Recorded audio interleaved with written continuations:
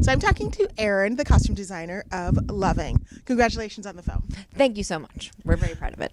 So I thought it was fascinating watching how you were able to get the clothing from the photos I remember seeing. Do they have the clothes still, the family, or did you just take it from the photos? No, we used the photos as reference, and oftentimes in movies, we are creating out of our imagination. But this was one of those unique experiences where we actually had visual photographic references from the time, and so we took that was my direction.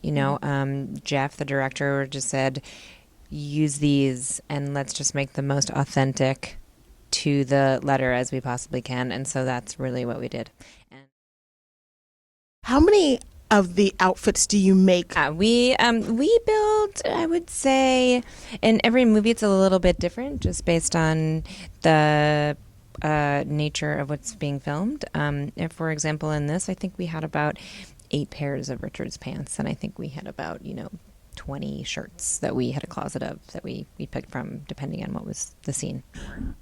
The outfit that they wore outside the courthouse, how was that making that? Because it's such an iconic image that I think everyone knows from, Life magazine. How was that designing and making it and getting it the right fit? We very much wanted to nail that one.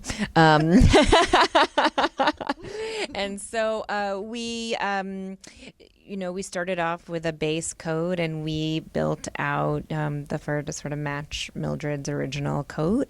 And for Richard, we really tried to mimic again the fit of how it fit Richard, because Richard was not a typical suit wearer, and so we tried to find a pretty ill-fitting suit to fit our leading man, and yeah, we found it, altered it, and in Mildred's case, we built it. I mean, for Ruth's case, we built it. We built the jacket.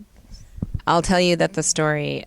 We actually were given some of the uniforms. We were given the real sheriff's children that still live in the area in Richmond. They loaned us his uniform.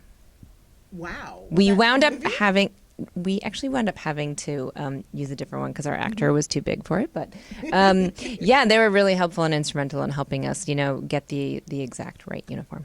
So. Wow, that's really cool. Thank you for sharing that. Yeah, no problem. It's a pleasure talking with you. First of all, I am adoring both of you. I love the work you did in Loving. So I saw the film and you transformed them. I wouldn't have recognized them from previous roles. How difficult was that to change them that much using makeup and hair? Well, for Ruth, it wasn't a problem. The biggest thing with Ruth, when they were living in Richmond prior to them moving to D.C., she was a country girl. She wasn't about any of that. She was in love and, enjoying her man and running to tell her sister, hey, I'm pregnant and we're going to get married and blah, blah, blah, blah. But in watching Terry, who plays her sister, you see she's working in a tobacco field. Mm-hmm. And, she's country sister. She's got I put a scarf around her head, but I made sure you saw her natural hair. I wanted that to happen because she was not going to the beauty shop. And then when you see her go to visit Ruth with her mother and she's pregnant, she has a hairdo. She's got a press and curl. Yes. And then when you see her in the juke joint and at the drag racing, she's with her natural hair. She's, that's who she is because she's going back to pick some more tobacco. Well, with Joel, because we knew we were going to do some really close-up shots, we wanted to make sure we didn't see the makeup. So for him, Richard worked out in the sun. He was a bricklayer, so I wanted to make Joel looked like he had been weathered by the sun, So I did a lot of texturizing with his skin, making it look like he had some sun damage and sunburn. And with Ruth, we wanted to match her skin tone as close as possible to Mildred. So we did that, and her eyebrows were Ruth has beautiful thick eyebrows, and Mildred has very sparse thin eyebrows, so we tried to match that up. So we lightened and and thinned out her eyebrows a lot, which is very scary. But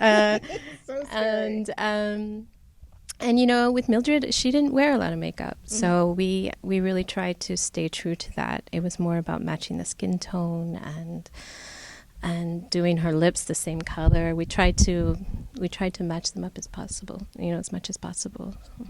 Thank you so much for talking with me. Congratulations again. Thank you. You guys should be nominated for all the awards.